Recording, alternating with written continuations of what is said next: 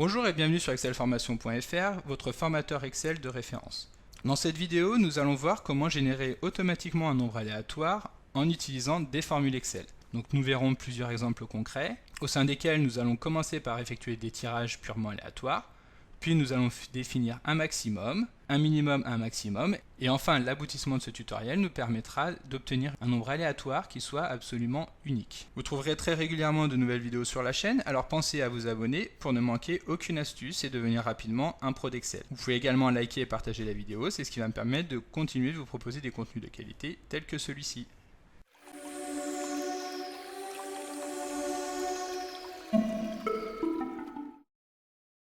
Comme d'habitude, le support de ce cours est disponible dans la description de la vidéo, donc je vous invite fortement à le télécharger, ce qui vous permettra de suivre les opérations en même temps que moi. Pour générer un nombre tout à fait aléatoire sur Excel, il suffit d'utiliser la formule aléa que nous avions déjà découvert dans un article précédent et dont vous trouverez le lien dans la description de la vidéo. Pour rappel, cette formule permet de générer un nombre aléatoire supérieur ou égal à 0 et strictement inférieur à 1. Et l'une des particularités de cette formule est que ce nombre va s'actualiser lors de chaque nouveau calcul de la feuille. Donc, par exemple, lorsque nous allons rentrer dans une cellule, saisir une donnée, Excel va actualiser automatiquement n'importe quelle formule aléa de la feuille de calcul. Donc si nous souhaitons conserver les valeurs et faire en sorte que celles-ci ne s'actualisent pas, il suffit de les copier et de les coller pour leurs valeurs. Donc de cette manière, si nous modifions la cellule, nous allons constater que chacune des cellules qui possèdent la formule aléa vont être actualisées, sauf la première, car nous avons copié en dur, nous avons figé les valeurs de celle-ci.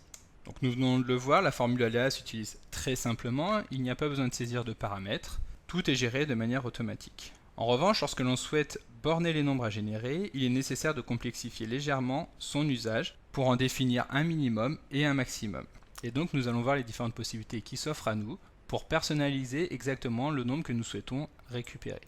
Donc tout d'abord, nous le voyons dans cet exemple, nous souhaitons obtenir un tirage qui va nous permettre d'avoir un nombre compris entre 0 et 10. Donc pour cela, rien de plus simple, il suffit d'utiliser la formule aléa comme nous l'avions fait précédemment et de multiplier le résultat obtenu par 10. Donc de cette manière, nous aurons un nombre décimal avec un grand nombre de décimales derrière la virgule qui est compris entre 1 et 10.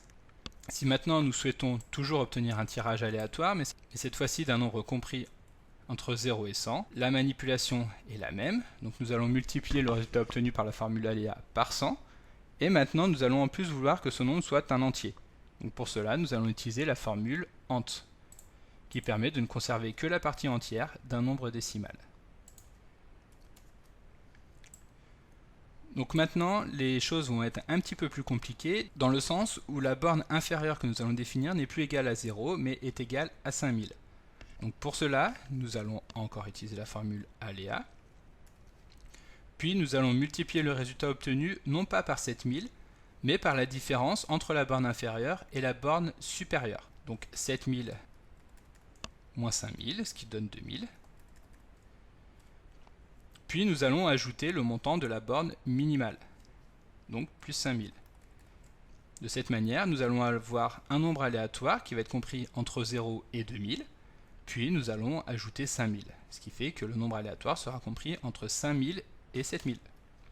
Donc bien que cette formule est facilement compréhensible, elle peut se révéler toutefois fastidieuse à utiliser lorsque nous avons besoin de récupérer rapidement un nombre aléatoire compris dans un intervalle. Mais heureusement, les techniciens de chez Microsoft sont une fois de plus là pour nous simplifier la tâche et ont bien entendu pensé à une formule.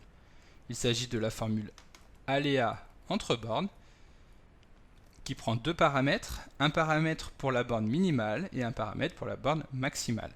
Donc il suffit de spécifier entre 5000 et 7000 pour obtenir un résultat quasi équivalent. La différence ici va résider dans le fait que le nombre retourné sera un nombre entier.